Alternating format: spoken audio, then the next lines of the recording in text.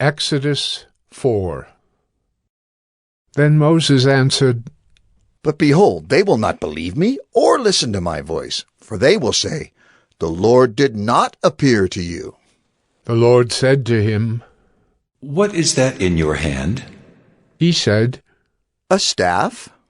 and he said, Throw it on the ground. So he threw it on the ground, and it became a serpent, and Moses ran from it. But the Lord said to Moses, Put out your hand and catch it by the tail. So he put out his hand and caught it, and it became a staff in his hand. That they may believe that the Lord, the God of their fathers, the God of Abraham, the God of Isaac, and the God of Jacob has appeared to you. Again the Lord said to him, Put your hand inside your cloak. And he put his hand inside his cloak, and when he took it out, behold, his hand was leprous like snow. Then God said, Put your hand back inside your cloak.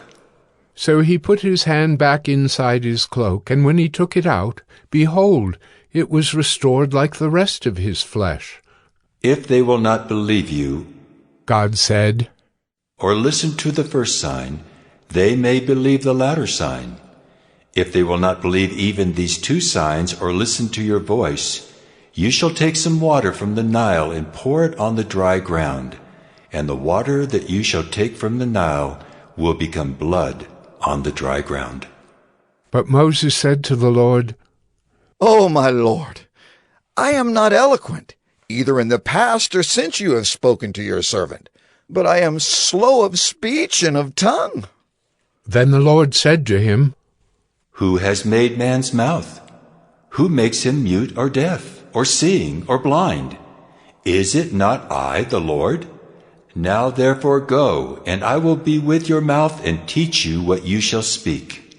But he said, Oh, my Lord, please, send someone else. Then the anger of the Lord was kindled against Moses, and he said, Is there not Aaron your brother the Levite? I know that he can speak well. Behold, he is coming out to meet you, and when he sees you, he will be glad in his heart. You shall speak to him and put the words in his mouth, and I will be with your mouth and with his mouth, and will teach you both what to do. He shall speak for you to the people, and he shall be your mouth, and you shall be as God to him. And take in your hand the staff with which you shall do the signs. Moses went back to Jethro, his father-in-law, and said to him, Please, let me go back to my brothers in Egypt to see whether they are still alive. And Jethro said to Moses, Go in peace. And the Lord said to Moses in Midian, Go back to Egypt, for all the men who were seeking your life are dead. So Moses took his wife and his sons, and had them ride on a donkey, and went back to the land of Egypt. And Moses took the staff of God in his hand, and the Lord said to Moses, When you go back to Egypt, see that you do before Pharaoh all the miracles that I have put in your power. But I will harden his heart, so that he will not let the people go. Then you shall say to Pharaoh, Thus says the Lord, Israel is my firstborn son, and I say to you, Let my son go that he may serve me. If you refuse to let him go, behold, I will kill your firstborn son.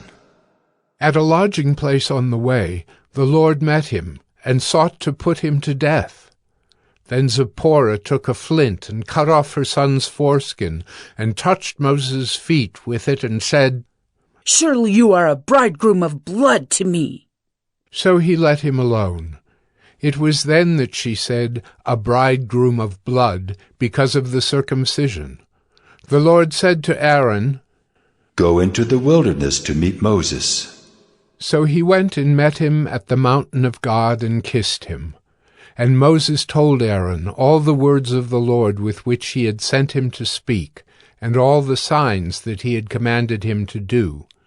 Then Moses and Aaron went and gathered together all the elders of the people of Israel. Aaron spoke all the words that the Lord had spoken to Moses, and did the signs in the sight of the people. And the people believed. And when they heard that the Lord had visited the people of Israel, and that he had seen their affliction, they bowed their heads and worshipped.